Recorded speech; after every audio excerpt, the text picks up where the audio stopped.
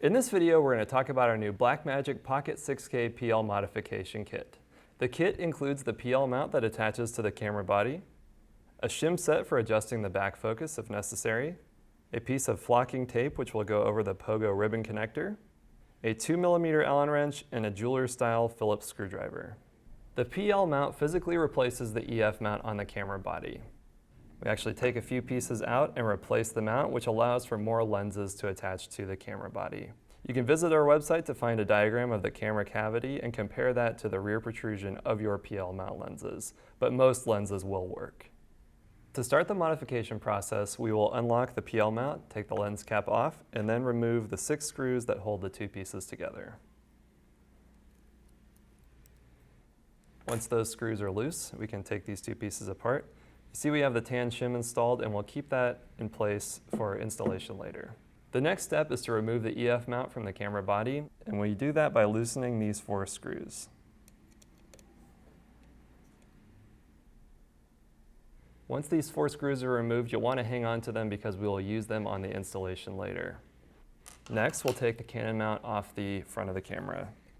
And there are some springs involved here, so let's push the pin down and keep it in place. So now we have the ring and the leaf spring here, and we have our pin still installed with the button. Next, we'll take that assembly out. We can leave the spring in there. We'll separate the pin from the button, and we'll actually put the button back in just so that it aesthetically fills this hole here. The next step is to install the black ring on the camera body. Now this black ring has 2 indentations that match the 2 locating pins on the front of the camera body. So we will install this and wait for it to just drop into place. Next, we'll add the 4 plastic forming screws that we took out of the EF mount. And it's important to note that since these are thread forming screws, we need to find the threads that were originally cut when the Canon mount was installed. So what we can do is rotate these counterclockwise until the screw drops into place. Next, we can rotate it clockwise, and with very little force, we should be able to put the screw back into the camera body. Be very careful so that you're not cutting new threads.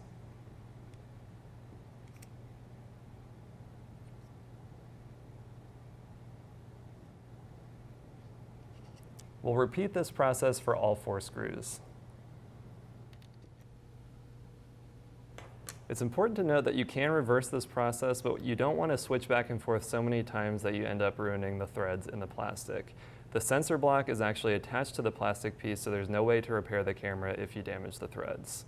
The next step in this process is to remove the inner piece from around the sensor block. To do that, we'll use our jeweler-style screwdriver and loosen these 3 Phillips-style screws. Once those 3 screws are loose, we can remove the baffle, and next we'll remove the piece that holds the pogo pins. To do that, we'll loosen these 2 screws.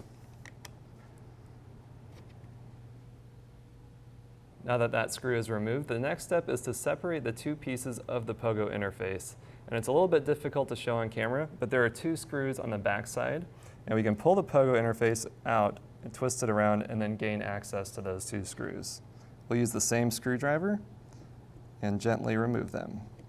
You don't want to put too much pressure on the ribbon cable, so take care when you're doing this. Now we'll take out the screw from the opposite side.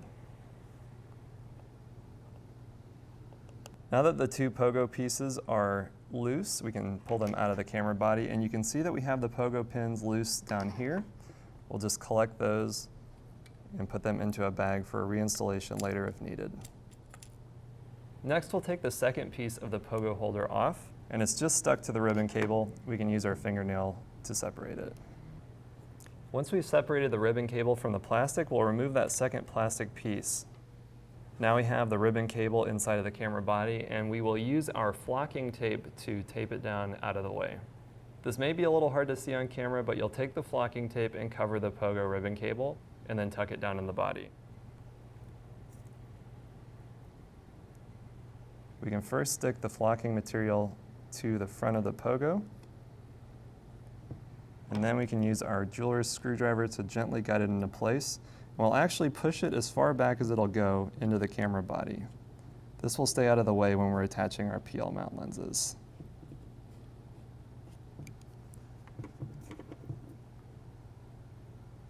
The final step is to install the front of the PL mount on the camera body, and to do that we'll use our 2mm Allen wrench and install the 6 screws. I should mention that we still have our tan shim installed, and we will put the locating pin of the PL mount in the top right corner when facing the camera body.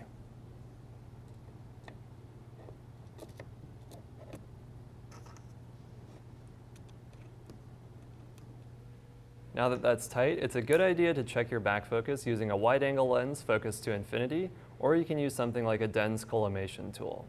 This product is available in our store now.